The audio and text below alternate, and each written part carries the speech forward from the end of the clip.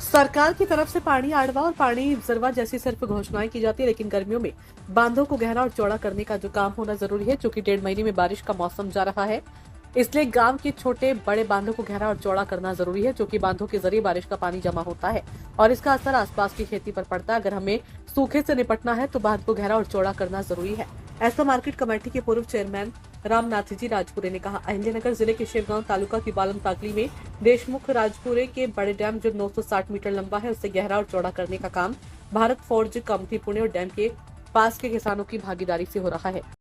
खऱ्या अर्थानं शेतकऱ्यासाठी भविष्यामध्ये अतिशय दुष्काळी परिस्थितीवर मात करण्यासाठी एवढाच मार्ग आहे की ज्या ज्या ठिकाणी पाणी साठवण आहे, बंधारे आहे, त्याचं खोलीकरण झालं पाहिजे, त्याचा गाळ काढला गेला पाहिजे, त्याचं रुंदीकरण झालं पाहिजे।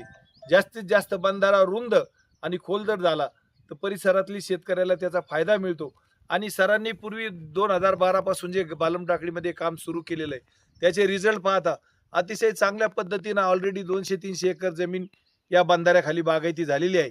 आणि बालम टाकळीची ही साईड जवळजवळ 900 मीटर सर्वात मोठा बंधारा आहे आणि सर्व शेतकरी यामध्ये स्वखुशीनं या ठिकाणी जे सहभाग आहे प्रत्येकाचा जो लोक सहभाग आहे तो सर्वजण देण्यास तयार आहेत।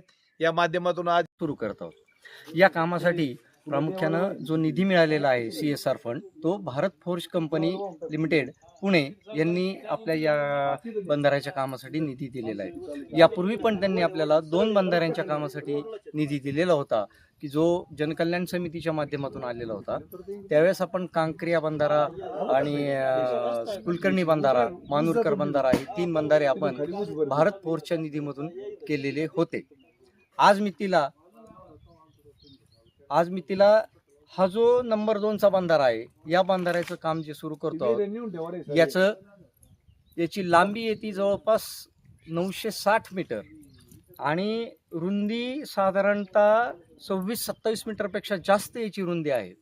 त्यामुळं बालम टाकळी गावामध्ये आत्तापर्यंत जी काही कामं झाली आहेत त्या सर्व कामांमध्ये सगळ्यात मोठी साईट ही या नंबर 2च्या